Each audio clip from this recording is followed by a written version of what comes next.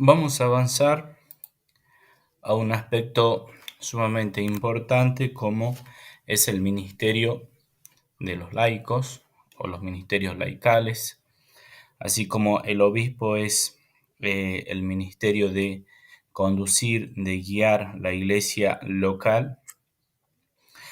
En torno a este ministerio ordenado surgen otros ministerios que no pertenecen al ministerio de los sacerdotes, de los diáconos y presbíteros, pero que ocupan un lugar central en la edificación y en el cuidado pastoral de las comunidades eclesiales.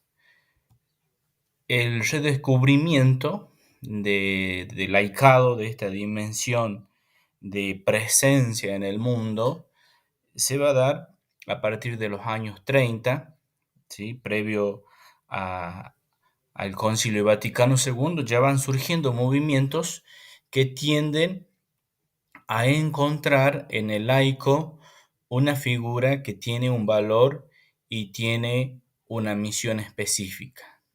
Entonces, en torno a los años 30, también surgen algunos movimientos, por ejemplo, como la Juventud Obrera Católica, la misma Acción Católica, que van descubriendo que el laico tiene una especial misión y tarea que no era solamente dedicada a la espiritualidad devocionalista, como se había venido viviendo hasta ese momento, ¿sí? Uno de estos grandes impulsores, sin duda, son los teólogos que también influyen en la renovación conciliar, por una parte Phillips y Congar. Congar escribe una obra que se llama Jalones para una teología del laicado, donde intenta mostrar cuál es la vocación específica del laico en su relación con el mundo. Es importante porque él percibe que el ejercicio de la vocación del laicado no viene por encargo de la jerarquía eclesiástica, sino por su misma vocación bautismal. Esto es importante porque el Concilio Vaticano II va a tomar esta idea del sacerdocio de los fieles, el sacerdocio común de los fieles, así como existe el sacerdocio ministerial de los sacerdotes, de los presbíteros, de los diáconos y del obispo, también existe un sacerdocio de los fieles, el sacerdocio común de los fieles. Entonces, bueno, el laico va redescubriendo su rol y su misión y que tarde o temprano va a ir influyendo en toda la pastoral y en todo el desempeño de la actividad eclesial. Entonces así el laico sale de su condición de minoridad y de algún modo descubre su nuevo rol, ¿sí? Hay algunos factores sociales y eclesiales que van permitiendo esto. Por un lado, lo que llamamos una profunda descristianización en la parte centroeuropea, que se da desde principios del siglo, el movimiento litúrgico, que va a impulsar la participación activa de los laicos en las celebraciones, tanto la celebración eucarística como en la celebración de los otros sacramentos. Por otra parte, la renovación teológica, retornando a las fuentes, estas figuras que nosotros ya hemos mencionado como pueblo de Dios, cuerpo místico de Cristo, templo del Espíritu Santo, es retomar lo que estaba en la base, en las fuentes de la eclesiología. Y otra parte también importante es afirmar la igual dignidad entre todos los cristianos, entre todos los bautizados y superar así una perspectiva devocionalista, es decir, el laico solamente tenía como el rol de vivir una espiritualidad marcada por los rezos, por la piedad, por los manuales de devoción, por el rosario, y su tarea estaba confinada a este aspecto, ¿sí? Pero en cambio estos movimientos como la Acción Católica Francesa, otros movimientos que van permitiendo el redescubrimiento y la tarea preponderante del laico en el mundo. Si nos preguntamos quién es el laico, cuál es la noción que estos teólogos van tratando de mostrar sobre el laico. Ante todo, el laico es un miembro del pueblo de Dios, es decir, como cristiano, pero también lo ubica en una distribución tripartita clásica, esta distribución de ministerios sagrados, laicales y religiosos, ¿sí? Esa estructura que venía ya de antes, pero trata de darle un lugar especial que todos forman, eh, podemos decir, el pueblo de Dios y forman lo que decimos, están al servicio de la edificación de la iglesia. Los laicos tienen la condición, una condición que es, o podemos decir, su misión es santificar el siglo, santificarse en el mundo, ¿sí? En esta época van a surgir lo que le llamamos las hermandades seglares. Quizás hemos escuchado la expresión, las hermandades que surgían en torno a la espiritualidad de las congregaciones, pero sin embargo estas hermandades seglares todavía recibían como una espiritualidad prestada de parte de las congregaciones clásicas, por ejemplo, de dominicos, de franciscanos, de otras congregaciones. Ellos trataban de vivir esa espiritualidad de un modo relacionada a esas congregaciones. O también están los terciarios, las órdenes terciarias. Pero se va desarrollando más esta dimensión, ¿sí? Y allí podemos encontrar esta definición, ¿sí? Que nos va a hacer, nos va a ayudar particularmente a distinguir qué es lo específico del laico, ¿sí? Esta definición que implica, que también se la va a tomar en el Código de Derecho Canónico del año 1983. Dice, son fieles cristianos quienes, incorporados a Cristo por el bautismo, se integran en el pueblo de Dios y hechos partícipes a su modo, por esta razón, de la función sacerdotal, profética y real de Cristo. Cada uno según su propia condición son llamados a desempeñar la misión que Dios encomendó cumplir a la iglesia en el mundo. Tienen una misión y participan de esta función que ya la vamos a desarrollar, función sacerdotal, profética y real de Cristo. Volvemos a repetir esta idea que no es una misión que el laico recibe delegada de los sacerdotes, de los obispos, de la jerarquía eclesiástica, sino que esta misión le viene dada por el hecho de ser bautizado. ¿Cuáles son estos ministerios? Los que dijimos, ministerio ordenado, o podemos decir el orden, el sacramento del orden propiamente dicho, a donde están los obispos, presbíteros y diáconos, y que se ejercitan en nombre de Cristo cabeza, ¿sí? Particularmente el obispo tiene esta misión del ejercicio de la potestad de gobierno, de la potestad de la cura pastoral de una iglesia particular. También están los ministerios instituidos. Gracias a la liturgia se va descubriendo, a la participación litúrgica, que el Concilio Vaticano II le dio un gran realce. Se van descubriendo que hay necesidad de roles, de funciones para las celebraciones, y estas en virtud del mismo bautismo. Después también están lo que le llamamos nosotros ministros extraordinarios, que tienen de algún modo un oficio o un servicio que lo pueden ejercitar siempre en relación a algo que se le haya encomendado por parte de los sacerdotes o del obispo. Podemos dar el ejemplo más concreto, que es el ministro extraordinario de la comunión, ¿sí? Dicho sea de paso, muchas veces escuchamos la expresión ministro de la Eucaristía. No, no es ministro de la Eucaristía, sino ministro extraordinario de la comunión. ¿Cuál es lo característico de un ministerio?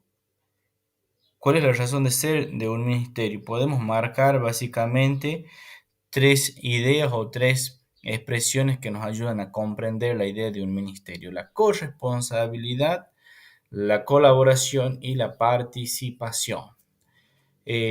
Por una parte, los laicos están marcados por esta corresponsabilidad, el hecho de ser partícipes de la misión de la Iglesia, de transformarse en miembros del cuerpo místico de Cristo a través del bautismo, tienen una corresponsabilidad. Sin embargo, hay ciertos ministerios que son tomados de ministerios laicales y que reciben una particular misión, como son los ministerios ordenados. Y por ende todos tienen esta tarea de corresponsabilidad, colaboración y participación. En estos servicios laicales nosotros podemos distinguir lo que llamamos la función profética. ¿Qué busca la función profética? Comprender y comunicar el contenido de la fe cristiana eh, para realizarlo a través de la formación cristiana, la formación en el conocimiento de la palabra de Dios, en el anuncio, también en la formación catequística, que eso implicaría recurrir a las ciencias sagradas y a la ciencia de la comunicación, profundizar la doctrina social de la Iglesia, animar espiritualmente las realidades temporales. Esta idea está muy presente a lo largo de el documento que nosotros conocemos del Concilio Vaticano II, que es el de Gaudium Spes, la Iglesia inserta en el mundo. ¿Cuál es la otra función? La función sacerdotal. De algún modo, la participación litúrgica requiere un rol activo. Al descubrir, al revalorizar esta dimensión de la función sacerdotal con los movimientos litúrgicos, con el cambio en la forma de la celebración litúrgica, principalmente de la Eucaristía, con esta gran definición de la Constitución sobre la divina liturgia, donde decía que la celebración tiene que ser frutosa, activa y consciente. ¿Sí? Bueno, ¿cómo desarrollar o desempeñar una participación activa y consciente? Bueno, en la medida también que hay mayor participación de los laicos en esa celebración. Por una parte, está esta idea de promover la participación activa, promover la espiritualidad litúrgica de los laicos, ¿sí? Participando en la asamblea eucarística y en la celebración de los sacramentos según los servicios y ministerios litúrgicos establecidos. Los ministerios quizás en relación a esto, como los más conocidos, son el lectorado y el acolitado, que son ministerios ya instituidos por la Iglesia, y que también, si vamos al anterior, lo que se refiere al ministerio que tiene que ver con la palabra, está el ministerio del catequista que recientemente ha instituido y que promueve el Papa Francisco. Por otra parte, pueden hacer este servicio en cuanto hacen llegar o comunican no solo la palabra, sino que pueden llevar la comunión a enfermos y sufrientes, guiando las exequias, distribuyendo la Sagrada Comunión, como lo vemos en las celebraciones eucarísticas, realizando bendiciones propias de los laicos. También hay oraciones o bendiciones que por el hecho de ser bautizado, el laico lo puede realizar. También está la administración del bautismo, en casos excepcionales, en lugares donde no pueden acceder los presbíteros o el diácono, el obispo, a veces se delega a un laico que puede ejercitar este ministerio de administración del bautismo, ¿sí? En regiones, en lugares donde son de difícil acceso, aún permanecen vigentes estos ministerios. El servicio otro servicio es el servicio real. Cuando hablamos de real es participar de la facultad de regir, de gobernar, ¿sí? El sacerdote, el obispo lo hace en relación a Cristo, cabeza de la iglesia, pero también los laicos pueden colaborar a los sacerdotes en esta edificación de la comunidad, ejercitando algún cargo o algún oficio que se les ha conferido por parte de los pastores, también cooperando en los consejos diocesanos, en los consejos parroquiales, en los organismos de caridad y solidaridad, por ejemplo, como la Cáritas, cooperando con los tribunales eclesiásticos, participando en definitiva en el servicio de la cura pastoral de la parroquia, colaborando en la elaboración y desarrollo de planes pastorales, ¿sí? Eso implica el ejercicio de gobierno cuando se diagrama una planificación pastoral, un proyecto pastoral que tiene que ver con la cura pastoral de una comunidad. Y también podríamos introducir en este campo, que es una tarea también quizás de conducción, aquello que tiene que ver con el campo de la educación. Por último, hacer particular hincapié en un ministerio y que es un sacramento y darle el realce necesario y suficiente, como nosotros lo enseñamos en la catequesis. El sacramento del matrimonio es un sacramento de servicio, como lo es el sacramento del orden. Son sacramentos que están ordenados a la ministerialidad, ¿sí? El hecho de aceptarse mutuamente como esposos en este matrimonio implica una consagración, ¿sí? El mismo catecismo de la Iglesia lo señala con estas palabras. Los cónyuges son fortalecidos y quedan como consagrados por un sacramento peculiar para los deberes y la dignidad de su estado, ¿sí? En el número 1134, donde se va finalizando esta parte del sacramento del matrimonio y se explicita también cuál es su función, su misión, ¿sí? En definitiva, nos podemos quedar con las ideas que están aquí en esta diapositiva. Cuando hablamos de ministerios, ya sea ministerios ordenados, ministerios instituidos o ministerios extraordinarios, la idea que tiene que primar es esta, la de corresponsabilidad, colaboración y participación.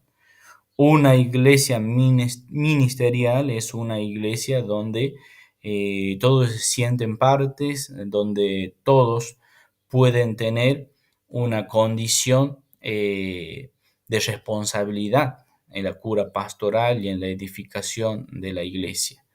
Y retomar también esta idea que eh, el laico no recibe su misión o su encargo por parte de la jerarquía eclesiástica en primer lugar, sino por el hecho de su condición de bautizado.